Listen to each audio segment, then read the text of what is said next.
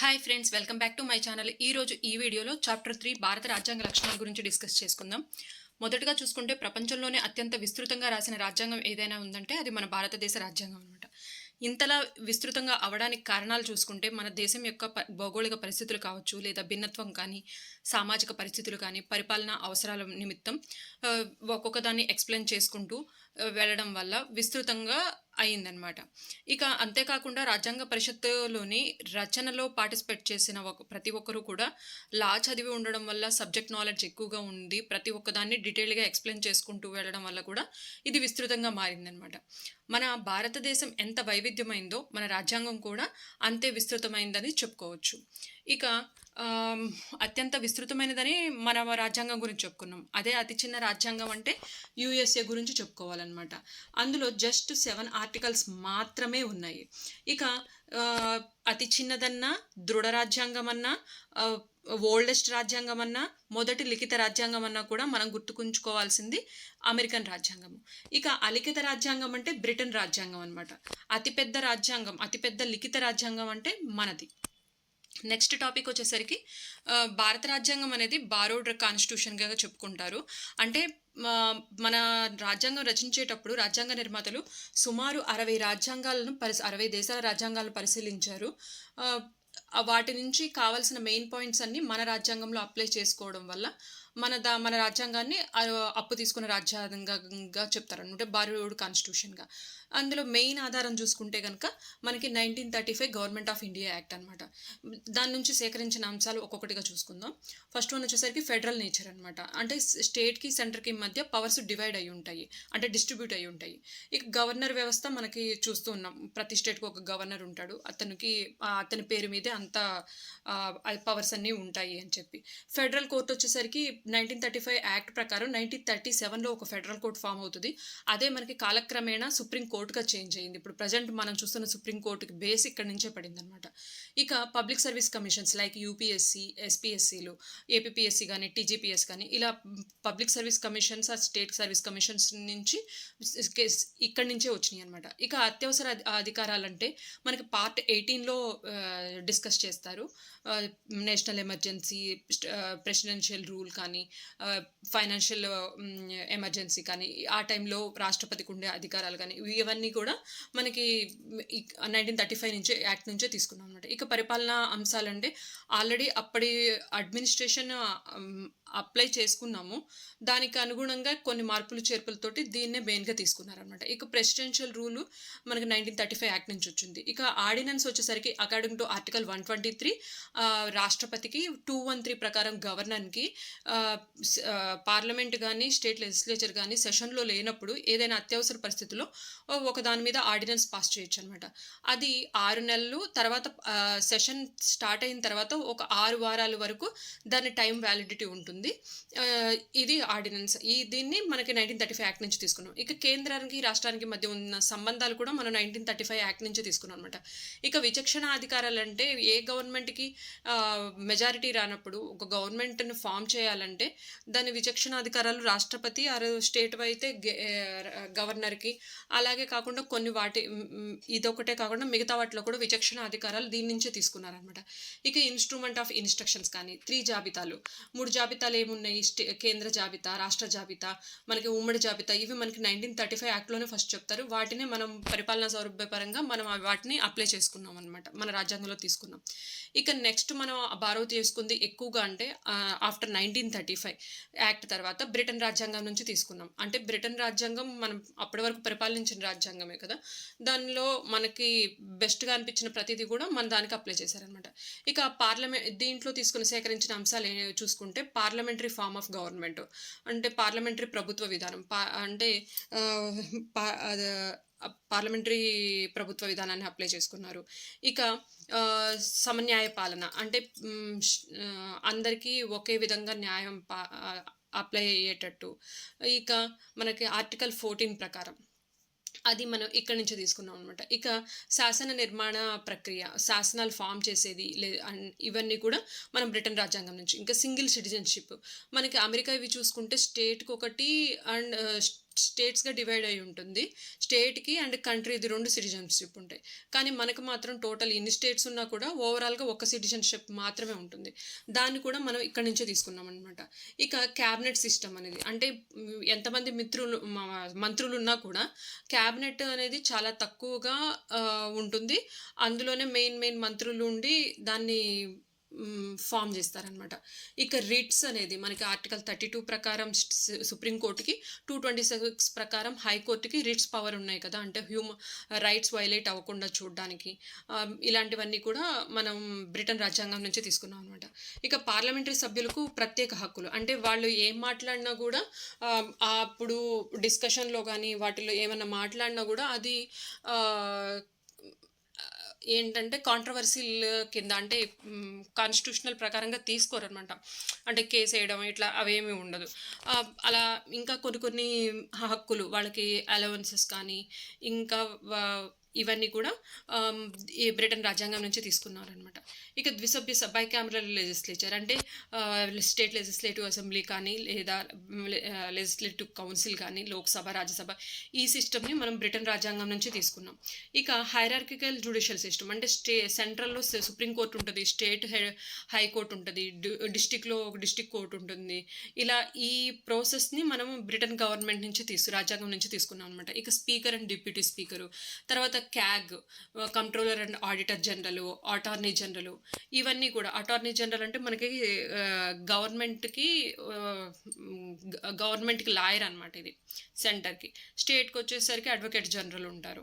ఇక భారత రాష్ట్రపతి నామమాత్ర మనకి అక్కడ బ్రిటన్లో కింగ్ నామమాత్ర నిర్వాహకుడిగా వ్యవహరిస్తారు. ఇక్కడ ఏంటంటే రాష్ట్రపతి అనమాట.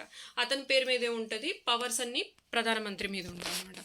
ఇది అలాగే బ్యూరోక్రసీ సిస్టమ్ కూడా at the same time election సిస్టమ్ను కూడా మనం బ్రిటన్ రాజ్యాంగం నుంచే తీసుకున్నాం. ఇక నెక్స్ట్ చూసుకుంటే అమెరికన్ రాజ్యాంగం నుంచి ఫండమెంటల్ రైట్స్ అనేవి మనకి చాలా ఎంతో ఇంపార్టెంట్. వాటిని మనకి అమెరికా రాజ్యాంగం నుంచి తీసుకున్నాం. అలాగే ఇండిపెండెంట్ జ్యుడిషియరీ అంటే అది లెజిస్లేచర్కో ఎగ్జిక్యూటివ్కో ఇన్ఫ్లుయెన్స్ కాకుండా ఇది స్వతంత్ర న్యాయ వ్యవస్థని ఈ అమెరికాలో చూస్తాం అనమాట. దాన్ని మనం తీసుకున్నాం. ఇక రాష్ట్రపతి 3 ఆర్మ్డ్ ఫోర్సెస్కి హెడ్ ఎవరు అంటే మనకు రాష్ట్రపతి అని చెప్తాం. దాన్ని మనం అమెరికా రాజ్యాంగం నుంచి తీసుకున్నాం. ఇక జ్యుడిషియల్ రివ్యూ అండర్ ఆర్టికల్ 13 ప్రకారం ఏదైనా కూడా ఏ యాక్ట్ కానీ చట్టం కానీ ఏదైనా చేసినప్పుడు అది కాన్స్టిట్యూషన్కి విరుద్ధంగా ఉంటే దాన్ని సమీక్షించే అధికారం కోర్టులకు ఉంటుందన్నమాట. అంటే ఆ యాక్ట్లు చెల్లకుండానో ఏ పార్ట్ ఆ యాక్ట్లో కొన్ని పార్ట్లు చెల్లవు కదా, అంటే వైలేట్ చేసేటట్టు ఉంటే దాన్ని తీసేసే అధికారం కూడా మనకి కోర్టులకి ఇస్తుందన్నమాట. అది మనం అమెరికన్ రాజ్యాంగం నుంచి తీసుకున్నాం.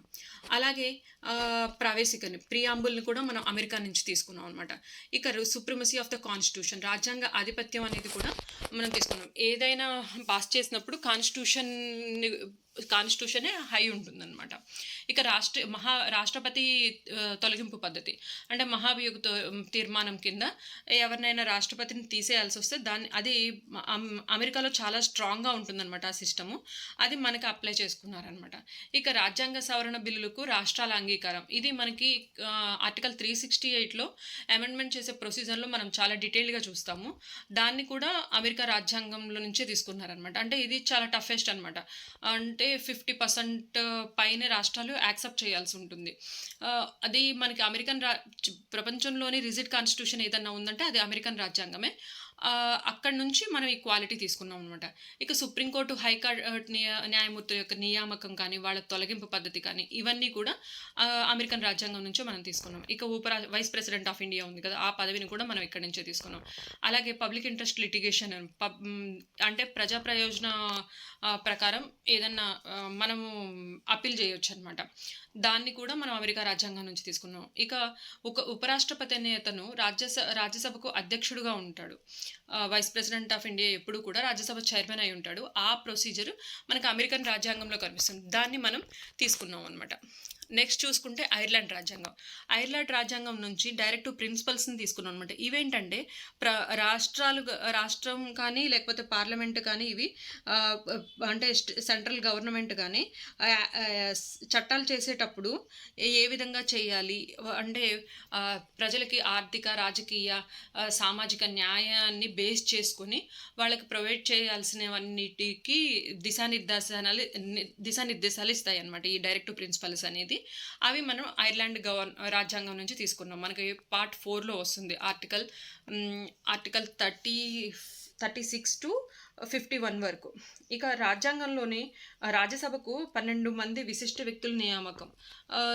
12 మందిని నియమిస్తారనమాట. అంటే కళల్లో కానీ, లేకపోతే ఆటలు వీటిల్లో కానీ, సామాజికంగా ఎక్కువగా సామాజిక వర్క్ చేసిన వాళ్ళకి కానీ, ఇలాంటివి అన్ని మెడికల్ కానీ, ఇలా ఏదైనా కూడా బాగా చేసిన వాళ్ళని 12 మందిని మనకి రాజ్యసభకి నామినేట్ చేసే పద్ధతిని మనం ఐర్లాండ్ రాజ్యాంగం నుంచి తీసుకున్నాం అనమాట.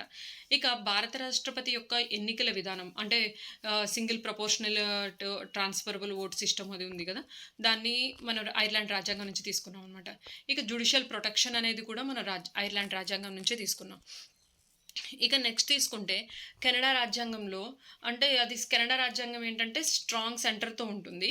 మనం ఫెడరల్ నేచరే ఉన్నాము, కానీ సెంటర్కే ఎక్కువగా పవర్ ఉంటుంది అనమాట.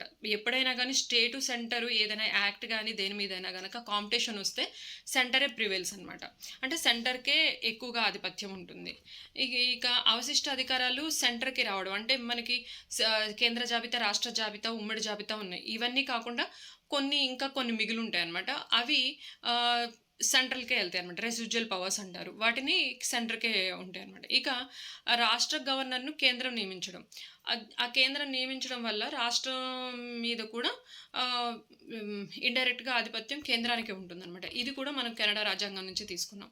ఇక సుప్రీం కోర్ట్‌కి సలహా అధికారం ఉంటుంది ఆర్టికల్ 143 ప్రకారం. ఏ ఏ కేస్ కానీ కొన్ని సంక్లిష్ట పరిస్థితుల్లో ప్రెసిడెంట్ ఆఫ్ ఇండియాకి ప్రెసిడెంట్ ఆఫ్ ఇండియా అడిగినప్పుడు 143 ప్రకారం సలహా ఇస్తుందనమాట. ఇది కూడా మనం కెనడా రాజ్యాంగం నుంచి తీసుకున్నాం అనమాట. నెక్స్ట్ చూసుకుంటే ఆస్ట్రేలియా రాజ్యాంగం.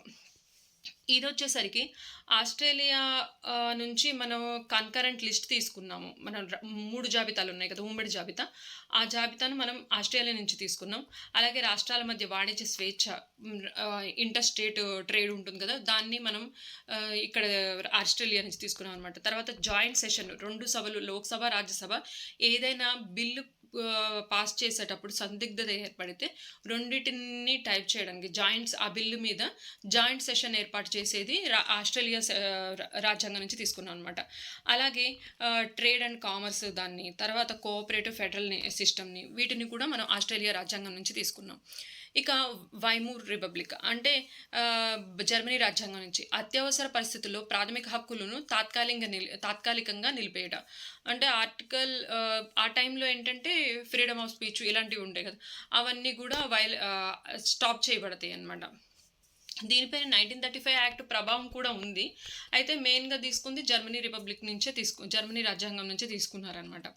ఇక జాతీయ నేషనల్ ఎమర్జెన్సీ, ఇది అత్యవసర పరిస్థితులు ఉన్నాయి. అత్యవసర అధికారాలు వచ్చేసరికేమో మనం 1935 యాక్ట్ నుంచి తీసుకున్నాం. జాతీయ అత్యవసర పరిస్థితులను వచ్చేసరికి జర్మనీ రాజ్యాంగం నుంచి తీసుకున్నాం అనమాట. ఇక నెక్స్ట్ చూసుకుంటే రష్యా రాజ్యాంగం నుంచి ఏంటి మనకి తెలిసింది, ఫండమెంటల్ డ్యూటీస్ రష్యా రాజ్యాంగం నుంచి తీసుకున్నామని. అంతేకాకుండా మనకి డైరెక్టివ్ ప్రిన్సిపల్స్లో ఆర్థిక, సామాజిక, రాజకీయ న్యాయ అనే ప్రసక్తి ఉంటుంది కదా, దాన్ని మనం రష్యా రాజ్యాంగం నుంచి తీసుకున్నాం. అంతేకాకుండా దీర్ఘకాలిక వీటిని కూడా మనం రష్యా నుంచే తీసుకున్నాం అనమాట. నెక్స్ట్ ఫ్రాన్స్ రాజ్యాంగం ఏంటంటే ప్రియాంబుల్లో రిపబ్లిక్ అనే వర్డ్ని ఫ్రాన్స్ నుంచి తీసుకున్నాం. అలాగే స్వేచ్ఛ, సమానత్వం, సౌభాతృత్వం అనే దాన్ని కూడా అంటే ప్రియాంబుల్లో మెన్షన్ చేసిందని మనం ఫ్రాన్స్ నుంచే తీసుకున్నాం అనమాట. అంతేకాకుండా ప్రొటెం స్పీకర్ అనే నియామకాన్ని కూడా మనం ఫ్రాన్స్ రాజ్యాంగం నుంచే తీసుకున్నాం అనమాట.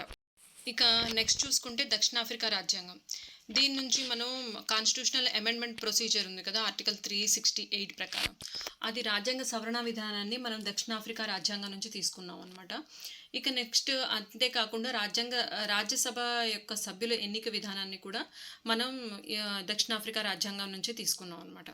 నెక్స్ట్ చూసుకుంటే జపాన్ రాజ్యాంగం నుంచి ఆర్టికల్ 21 మనం జపాన్ రాజ్యాంగం నుంచి తీసుకున్నాం. రీసెంట్ న్యూస్లో సుప్రీంకోర్టు తీర్పుల్లో కూడా ఆర్టికల్ 21 అనేది తరచుగా వింటూనే ఉన్నాం.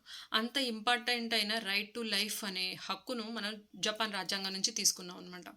అంటే ఇది ప్రతి వ్యక్తికి జీవించే హక్కు ఉంటుంది. అది చట్టం ద్వారా రక్షించబడుతుంది తప్పితే వైలేట్ చేయడానికి లేదు అనేది జపాన్ రాజ్యాంగం చెప్తుంది. దాన్ని మనం తీసుకున్నాం. ఇక స్విట్జర్లాండ్ రాజ్యాంగం నుంచి ప్రధానమంత్రి అలాగే మంత్రి మండలి కూడా కలెక్టివ్ రెస్పాన్సిబిలిటీ ఉంటుంది, సమిష్టి బాధ్యత అనేది ఉంటుంది అనేది చెప్తుంది అనమాట. అది మనం స్విట్జర్లాండ్ రాజ్యాంగం నుంచి తీసుకున్నాం. ఇక నార్వే రాజ్యాంగం ఏంటంటే మనకి ఎమ్మెల్సీలు ఎమ్మెల్యేలు అంటే రాష్ట్ర శాసన మండలి అలాగే శాసనసభ సభ్యుల ఎన్నిక విధానాన్ని మనం నార్వే రాజ్యాంగం నుంచి తీసుకున్నాం. అంటే శాసన మండలి సభ్యులను పరోక్ష ఎన్నికల ద్వారా ఎన్నుకుంటారు. మనకు తెలిసిందే ఎమ్మెల్సీని ఎలా ఎన్నుకుంటారు అనేది. అలాగే ఎమ్మెల్యేలని డైరెక్ట్గా ఎన్నుకుంటారు కదా, ఆ ప్రొసీజర్ని మనం నార్వే రాజ్యాంగం నుంచి తీసుకున్నాం అనమాట. థ్యాంక్ యూ ఫ్రెండ్స్, ఇది ఇవాల్టి వీడియో. నెక్స్ట్ వీడియోలో మిగతా లక్షణాలన్నీ కూడా చెప్పుకుందాం. Thank you.